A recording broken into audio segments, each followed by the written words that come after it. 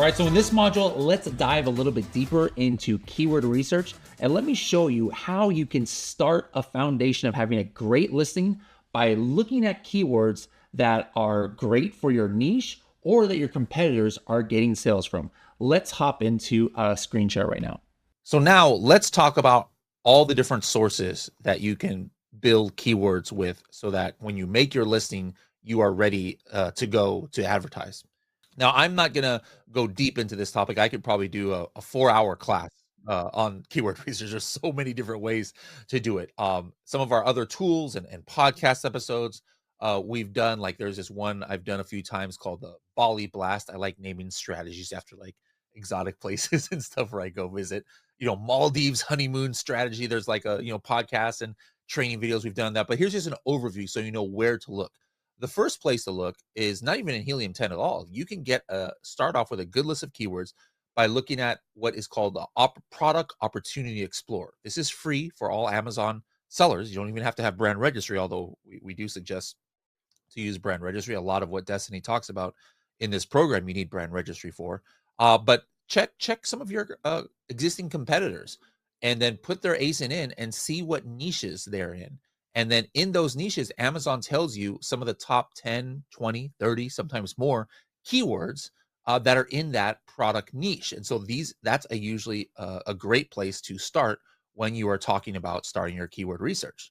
The next thing you do is like, hey, what is the potential top money-making keywords for a niche? And this is where Helium 10, the next few steps are going to be in Helium 10, which if you guys are watching this video, you have access to everything I'm about to show you. Put in your seed ASIN. Like if you're selling already, put your ASIN in. If you're not selling, just pick another ASIN and then 5 to 10 of the top competitors. All right, the top people who are selling a similar product. If I'm launching a toothpaste that is a certain, kind of whitening toothpaste, I'm looking specifically for other whitening toothpaste that are in my niche, very similar price point. Put them all into Cerebro, and then you just hit one button. It's called Top Keywords. You hit that, and you're going to get a list of the keywords that are probably driving most of the sales because they're all ranked highly. And that's the way you can kind of deduce. This is not something where this is Amazon saying it, but the way the Amazon algorithm works is you do not have products showing up in search results organically, like in the top 10, 15 positions, unless they must have generated sales at some point, probably through advertising for this keyword. That's how they get there. So like, it's just kind of like a process of elimination. Hey, if I can see highly searched terms that a product is showing organically in the search results, guaranteed almost they have gotten sales from that keyword. And so that's the first step of building your keyword list. Next step is what I call opportunity keywords. These are keywords where only 1 or 2 of the top competitors are maybe ranking for, like out of 5 or 10. And are these the top keywords? Are these the keywords that everybody's getting sales from? No, by definition, only a couple. But these are sometimes pretty cool, kind of like low-hanging fruit, because instead of competing with all 5 or 10 of the top people, like for a keyword like toothpaste or toothpaste pack, these are some of those keywords where it might be kind of like unique, like a whitening toothpaste for adults over 60 or something like that, where it's kind of niche and not all the top people are maybe getting sales from it, only 1 or 2. Well, same thing. You have that list that you already had in Cerebro.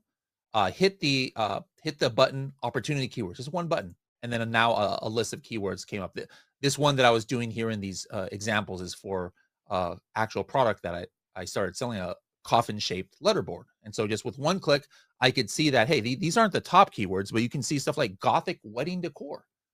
Like that's a general keyword. I might not have known that there's Gothic styled weddings that people do, and they're looking for Gothic style wedding decor. Like if I'm just relying on my own knowledge of this niche, which is limited, I would have missed that. And that's a perfect keyword to target in advertising. But again, to get to be able to target it, I need to have it in my listing. And so this is the way I could find a keyword like that. Next step is looking at the historical keywords. This is something so important. People are typing in toothpaste throughout the year, right? But that's not all the case for all products. There are some products that have high seasonality, like a beach ball. Destiny lives in Miami. In the summer months, she's probably typing in, beach ball if she's going to her local beach. But if in Miami, it's all year round. So people in Miami are doing it. But let's say Destiny all of a sudden moved to, um, let's say, upstate New York, right? She is not going to be typing in beach ball in December or November or January or something like that because it's freezing cold in upstate New York, unlike Miami. And so other products have other kinds of seasonality because maybe they're around a holiday, or maybe they just have peak times, like diet pills. It's not necessarily seasonal, but diet pills, people are really ordering a lot in January, February, or like when they're doing New Year's resolutions and stuff like that. But maybe in the middle of the year, people like me who have just given up on their diets are like not really into that kind of thing. So again, all keywords are not created equally as far as when they're being searched. And so you want to look at the peak season sometimes for some of these keywords. So in that same results that you were looking at in Cerebro, there's another button you hit, it's just called historical trends. And then look at some of the peak months for the niche to see, hey, are there other keywords that are showing up that maybe you didn't notice? So, like this was a product, a coffin shaped shelf that actually is out of stock, but I could see in other data that it was one of the top sellers late last year.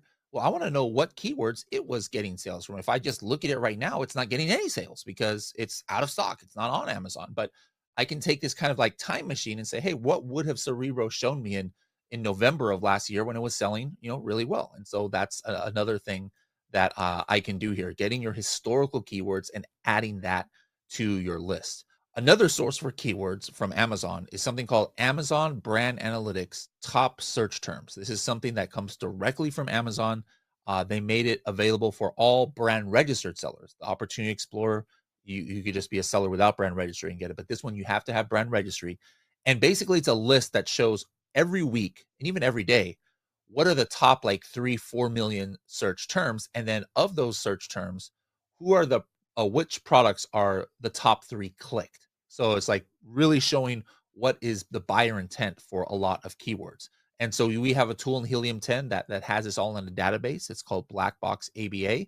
So just look over the last like 20 weeks, any keyword that brought sales to the products that are in your niche. And so a lot of times these might be different than what you see in the other kind of methods of keyword research.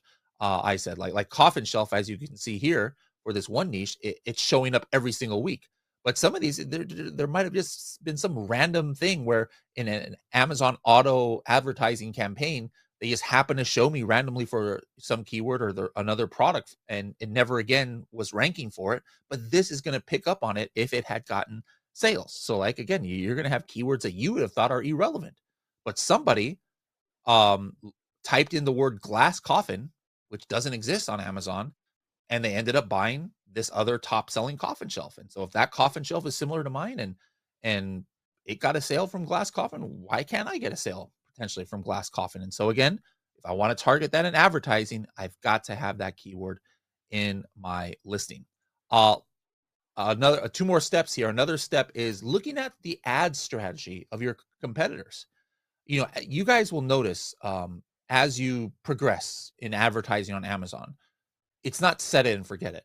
As you learn in this course from Destiny, you're constantly optimizing your ads. All right, you're raising bids, lowering bids, you're negative matching keywords, you're pausing targeting, you're adding targets based on keyword harvesting. You are constantly doing things, and when you are really bidding for the top of search on a keyword, if you're an experienced seller, why are you doing that? It's because you've got some data that shows that you've been getting sales from this keyword. It's a very important keyword. You want to show up at the top of the search results in advertising and in your organic rank because you can get sales. So this is a way to kind of like, instead of having to wait 6 months to see what are the top performing keywords in advertising, you can kind of cheat a little bit and just take a look at where are the other products in your niche focusing their ad spend for top of search on certain keywords. And the way you can do that is, again, in that same Cerebro lookup, you enter in, say, hey, where on average is everybody trying to get at least the top couple of pages? And then you are going to see cases like, for example, coffin letterboard. Doesn't take a rocket scientist to know that, but there might be other, keywords interesting that come up. But why did this come up? Well, the average position in sponsored ads is not organic, but literally what they're doing in advertising is for, meaning that, hey, if I'm looking at 5 competitors, they're all trying to vie for the top of search on this one keyword. So it's like instantly I can know that, hey, this must be a good keyword for this niche because all the top players are trying to advertise for it. So that's another way to do it. And I can also filter out for other kinds of ads. Like, where are they doing ads for sponsored video? Where are they doing ads for sponsored brand ads?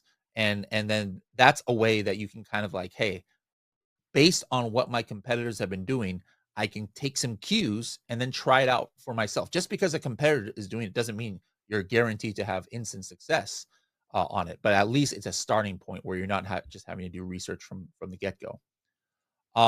Another way to do this is looking at Amazon recommended. This actually comes from the Amazon advertising API. All right.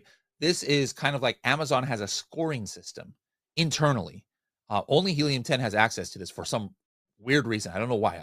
I always thought that everybody would be showing this really important data point. But basically, internally, you can't really see it in Seller Central, but it's kind of like behind the scenes. Amazon scores keywords compared to a certain product.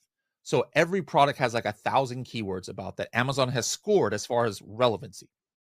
If it scores 999, that means Amazon thinks this is the most relevant keyword for a product. If it scores like 100, that means Amazon, doesn't really think it's that relevant. And so you can actually see that in Cerebro by doing a search and doing the search for Amazon recommended rank average. And so you want to maybe see, hey, what are the keywords that are really, really relevant to the top sellers based on the Amazon advertising relevancy score, which actually, it's from advertising, but it also is just in general, it helps you to understand how Amazon views a product. The last one here, as far as keyword research to kind of round out what your keyword list is going to have, is frequently bought together. All right. So frequently bought together, as you know, when you look at an Amazon listing, sometimes underneath the main images, you'll see a section that says this product is frequently bought together with these other products. And what you're going to see there a lot of times is complementary products. Okay. It's not always, hey, everybody is buying one coffin letterboard and they're buying it with 2 other coffin letterboards. No, like, for example, when I enter that coffin letterboard here, I can see that a couple complementary products that people are buying are these bat-shaped Halloween stickers. And then here is this random 30th birthday party decoration with black numbers. All right. So now all of a sudden, it's like you get insight that people are buying products with coffin letterboards, if that's what you're doing. And then these are good for ASIN targeting campaigns, which we talk about in this course, sponsored display or just regular product targeting ads, where it's going to be hard if Amazon doesn't think you're anything like a certain product to, like, from day one of advertising, to target those, because Amazon doesn't have data points that says, yeah, this makes sense. But then what you should do is do some of these keyword research strategies I've talked about here, but on the products that are showing up in frequently bought together. And then what does that mean? That usually means from day one, then, like, if I have the top keywords for this sticker, my product is not a sticker. I'm not saying write something in your listing that makes Amazon thinks your product is a sticker. But if somehow you say a phrase in your listing like, a lot of people buy, put the bat-shaped stickers in their Halloween party to put around, to decorate around your coffin letterboard or something like that. By having those main keywords, if that, bat-shaped sticker is the main keyword for this, now all of a sudden Amazon is going to relate me a little bit, just a little bit, which is all we need, to this bat sticker product. And what does that mean? That means from day one, when I launch my product, if I want to, I could target this ASIN and probably start showing up, as opposed to if I didn't have anything that relates me to this product, Amazon's probably going to ignore my target if I'm trying to advertise for this. So this is kind of like one of the most under the radar techniques you can do to really help when you're advertising from day one. All right, so we just went over keyword research. I hope you found that informative. Destiny, what's our next module going to be about? So we're going to be taking that keyword research and the list you have and talking about how you can mold that to actually fit what your customer's looking for. So again, we've talked a lot about, put yourself in the shoes of your customer, how you stand out on the page, the algorithm. Now you actually have to get that customer to convert. Yep. So we take that baseline keyword, and then we also include pain points. We include, how you can incorporate it into your main image, how you can actually use the keywords that are helping you rank to drive conversions within that customer of your choosing. That's great. Let's go ahead and get into it in the next module.